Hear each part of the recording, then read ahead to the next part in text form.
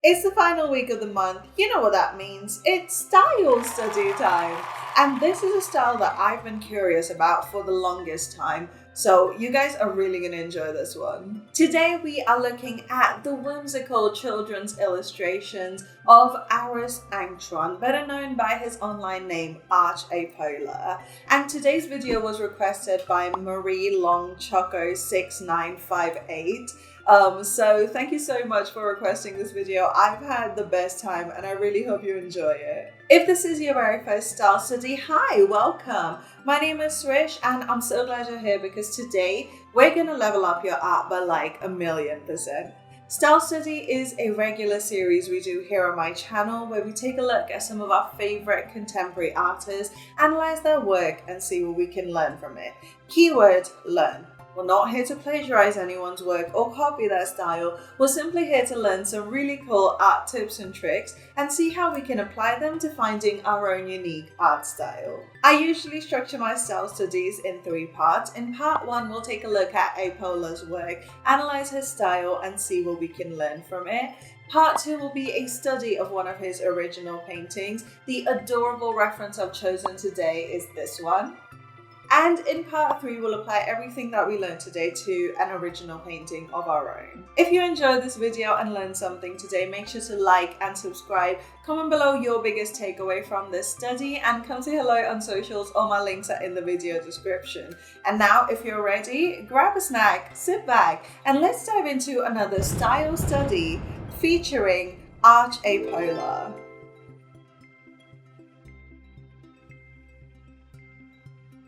Arus Angchuan, aka Arch Apolar, is a Visdev artist and illustrator from Thailand. He created Apolar Studio in 2024, and in his own words, his goal is to create a unique world of classic literature and fantasy novels. Well, that's what Google Translate said. His website is in Thai, which I don't know how to read. His current project, a novel series called The Seven Stones, has some of the most beautiful artwork I've literally ever seen, and Arch actually plans to expand the universe going forward, which is awesome. His gorgeous art has garnered him over 117,000 followers on Instagram.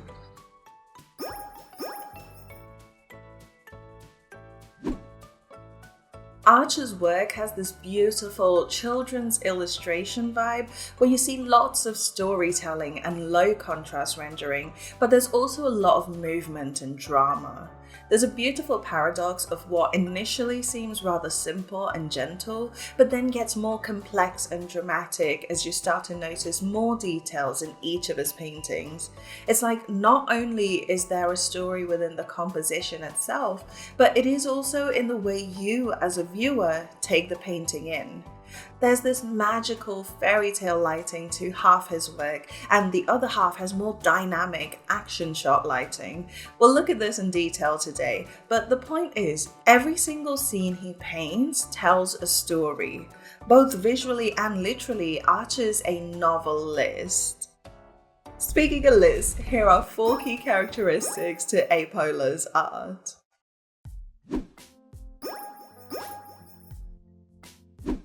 At a quick glance, a lot of Arch's work feels very gentle, very soft and comforting.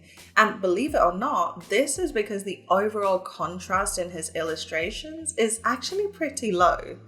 Now, I don't mean that the overall value scale is narrow. He very much uses values at the very dark and very bright ends of the spectrum. However, it's all about how much of it he uses and where. So in this painting, for instance, you see that there is a very dark tone in this pup's nose and the belts in both the dog's costumes. There's also very bright whites in this wrapping paper, and yet the entire rest of the painting is made entirely of midtones that are neither pure white nor pure black. More importantly, the transition between 2 different values usually involves one or several in-between tones. Here's a slightly more dramatic piece. A lot of it is very dark, but if you notice, the brightest tones aren't very bright at all. They seem super bright against all that flat shadow, but there's not one spot of bright white. So it's definitely a lot of drama, but not so much ultra high contrast. Also, notice how here the most dramatic part is this area under her eyes and at the center of her forehead. Why? Because it is a bright tone right next to a dark tone with no in-betweens. Everywhere else you have lots of midtones, which make the rendering feel less dramatic and sharp. And that's actually key in a lot of his brighter, less spooky work. Like this piece, for instance, it's a very gentle, almost nostalgic scene. Why? Because we don't have areas that are extremely dark or extremely bright, yes, but also a lot of the form involves gradual transitions from brighter to darker tones. It makes the piece feel gentle and warm, and again, very comforting. And yet, Arch's work still feels very alive and dynamic, but here's the key. The movement comes from the composition, not from the rendering. Like in this piece he did for The Little Prince, the color transitions are very gentle and smooth, but see how a lot of the shape language has these large, fast-paced curves? In his hair and scarf and even these rings of light in the background, it all creates a lot of movement in the piece. And if we zoom in, even these little characters have scarves and capes that seem to be flying in the same direction as the larger character's hair is. Same here with Elphaba. The value contrast is very low, yes, but all those dramatic curves in her hair and clothing, the sharp angles of her staff, and the more subtle concentric rings in the background are what create all that movement. So the values keep things feeling gentle, but the shape language creates a ton of movement. Keeping with the theme of soft and gentle, Arch actually uses very simple color palettes in his work, usually sticking to complementary or analogous color schemes.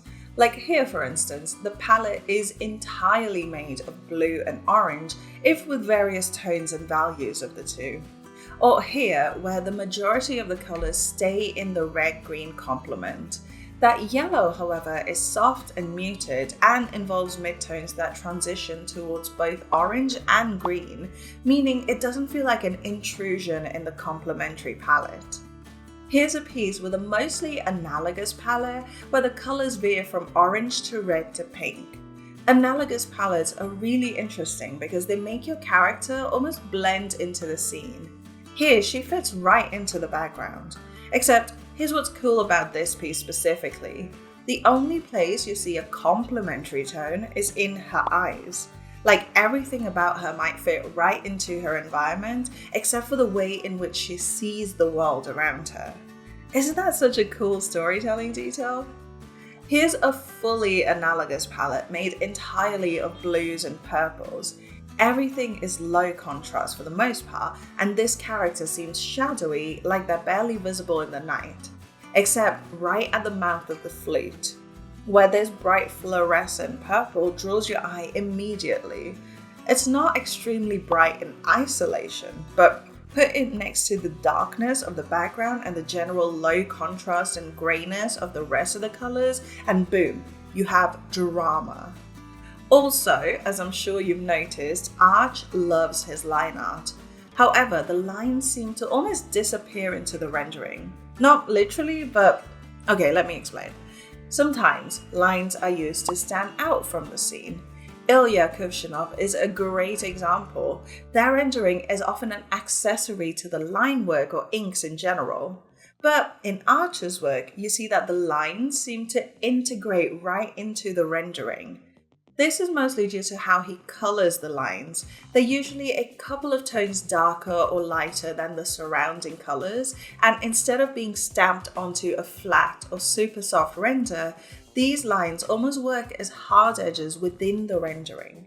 It's like adding definition through flat lines by slightly exaggerating how hard the edges are.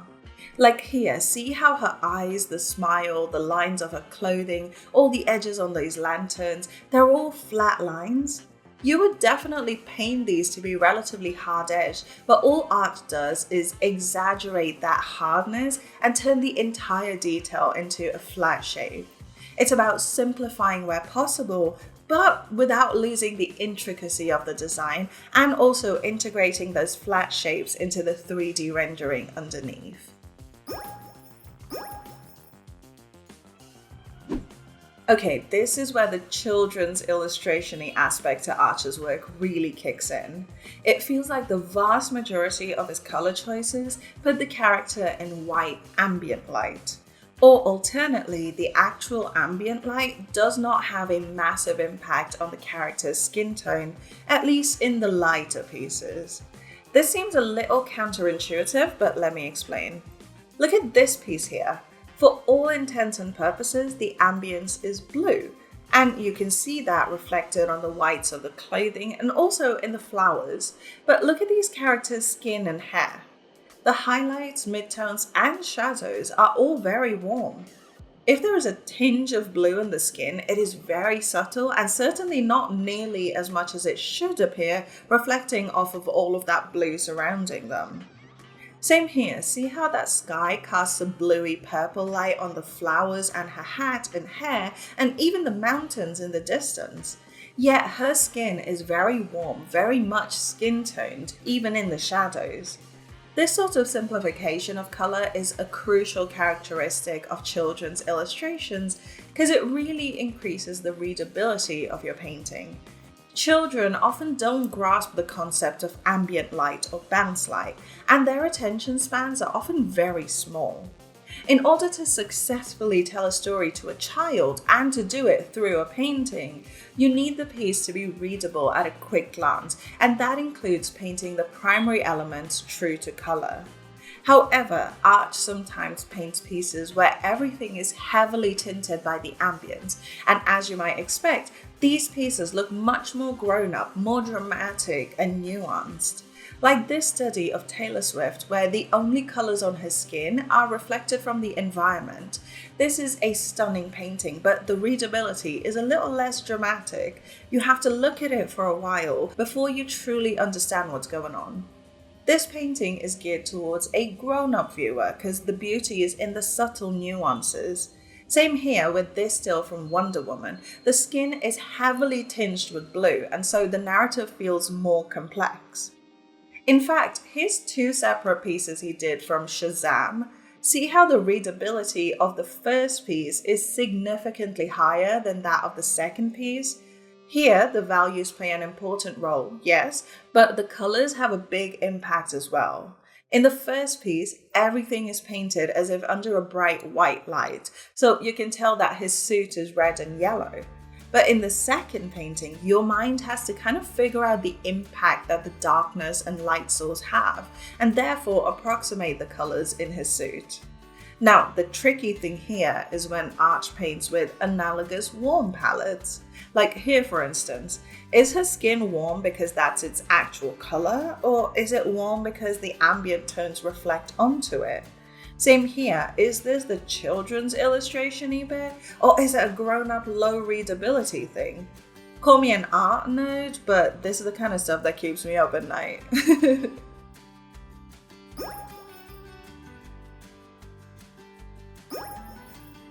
Finally, for part one, I want to take a quick look at the textures because I feel like they really add a lot of whimsy and life to Arch's work. First of all, there's the whole chunky, textured crayon look to the line work. Like if we look at the lines in the hair here, both the shadow lines and the edges of the highlight, do you see the grain that kind of looks like oil pastels on grainy paper? Here's an example where pretty much everything has that chunky, grainy texture. Plus, you'll see that there really aren't any seriously thin, sharp lines at all. It truly feels like a traditional piece painted with oil pastels or even brushes laden with thick oil paint that cannot be made into a very thin point. A lot of the elements have rough edges, but you'll find that in most human characters, the skin is actually fairly smooth. There's a lot more blending in the planes of the face and arms, and any hard edges you do see tend to have cleaner, solid lines. These areas of visual quiet allow the eye to rest on the face for longer, because all that texture can sometimes be overwhelming. We've seen this in several style studies in the past. It's all about balance. But having this juxtaposition of smooth and textured areas in the piece also serves another important purpose. It elevates the painting. So rather than just having a monotony of all textured or all smooth planes, as you might see in a simplified children's illustration, the balance of the two types of rendering adds a subtle bit of sophistication and depth to his work. It's like if you took the straightforward readability of a children's illustration and added nuanced design skills to it. It's really quite clever when you think about it. So, to sum up part 1 of this study, here are 4 key characteristics to Arch Apolar's art. Number 1, Arch uses an overall low-value contrast in his work in order to create a sense of gentleness and simplicity. The dynamism usually comes from the shape language and compositional elements. 2, the color palettes are generally simple, usually either complementary or analogous. The line art seems to fit into the piece perfectly, as opposed to standing out from the rendering. 3, the simpler pieces, ones geared towards a younger audience or a nostalgic feeling, tend to have skin painted as if in white light in order to encourage higher readability. The more sophisticated, complex paintings tend to show greater influence from the ambient light. And number 4, there's a lot of chunky, grainy texture in Arch's work that creates this illusion of these pieces being painted with oil pastels on very grainy paper. The visually quiet areas in the skin, however, balance the composition out.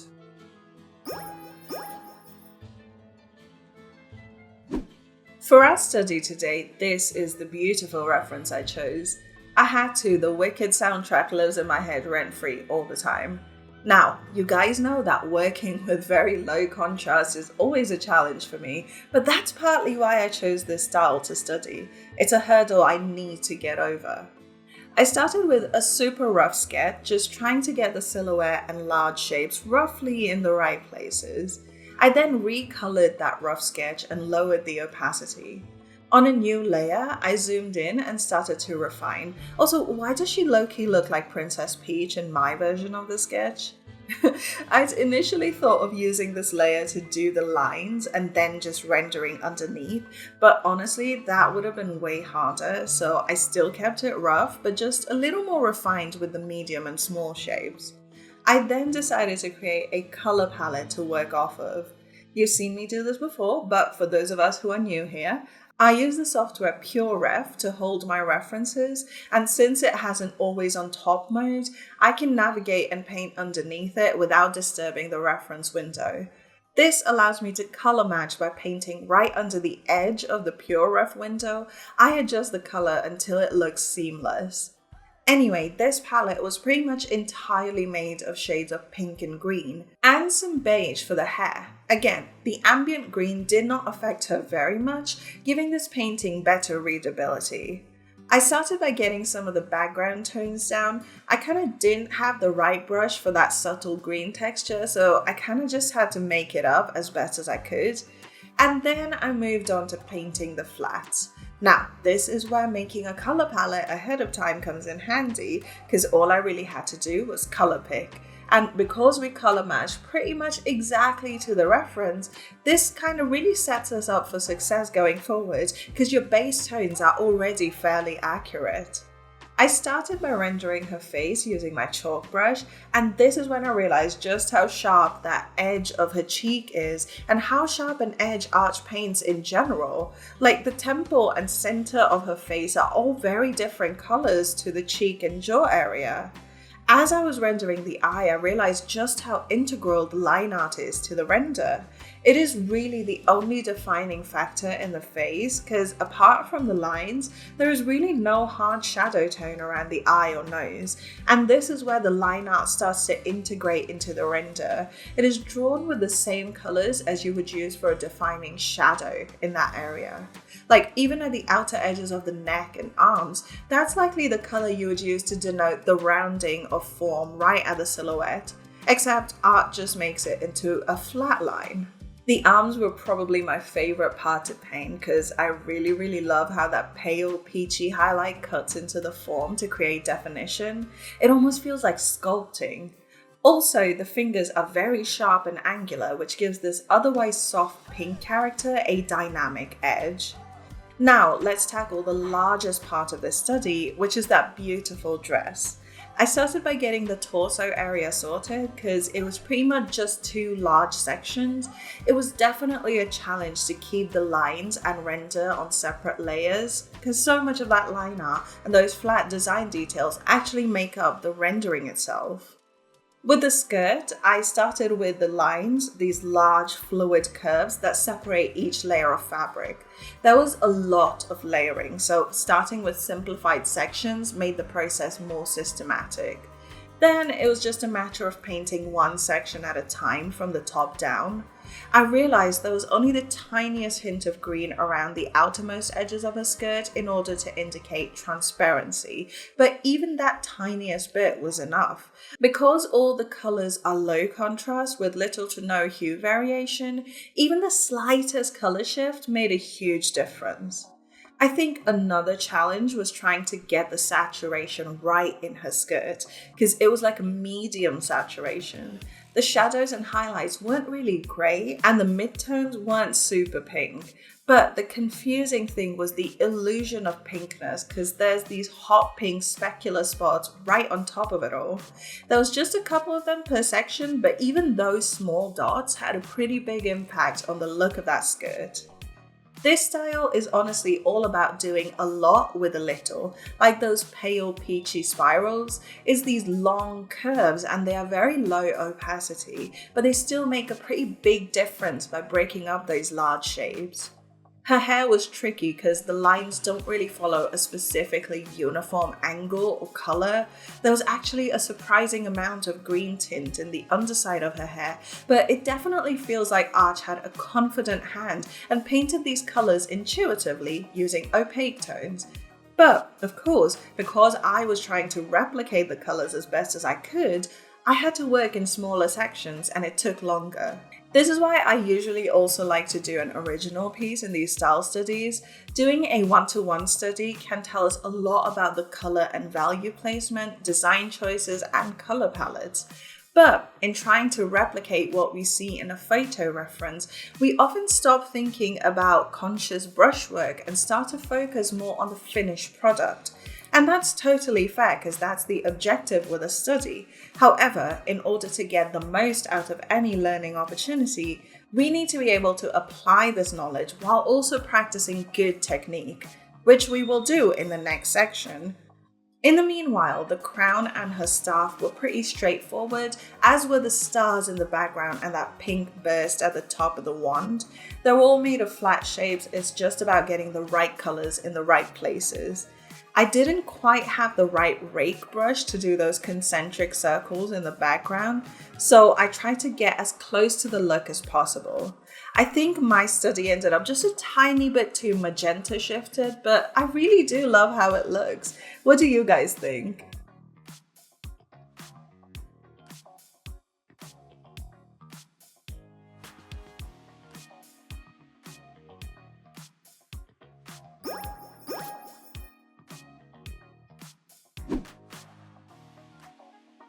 For our original piece today, I was inspired by a weird moment I had a little while ago. It was a rare clear night after several days of pouring rain and you could actually see the moon. I remember listening to music I'd never heard before and looking out at the moon in the middle of the night, and it suddenly felt like nothing existed. Like I was somehow sandwiched in between two layers of reality and was floating in a moment of nothingness with only a random love song in there with me. The neighbors probably saw a ghostly apparition of a woman in a window looking at the stars, but oh well. That's what I wanted to paint here, so I started with lines, though this time I actually did do clean lines from the get-go, so we're just going to end up recoloring these rather than do the whole new lines on top. I used a textured ink brush and it really gave me that beautiful chunky grain.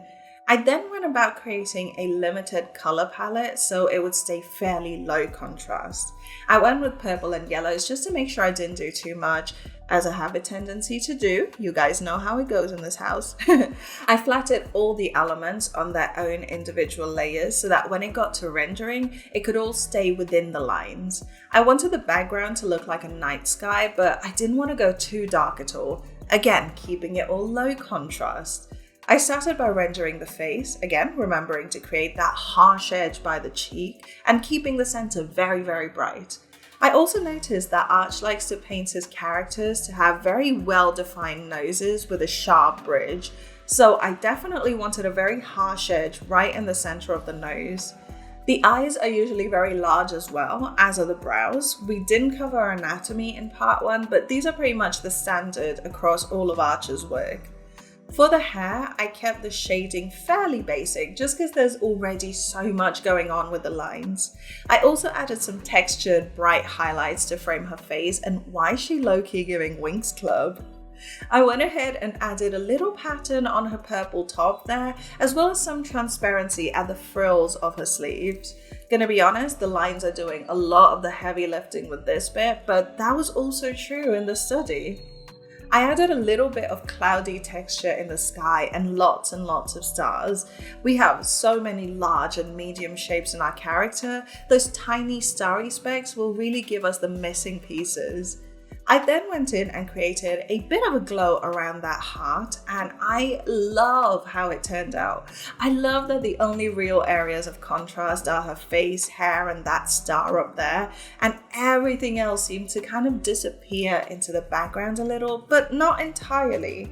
That is exactly the feeling I was hoping to capture.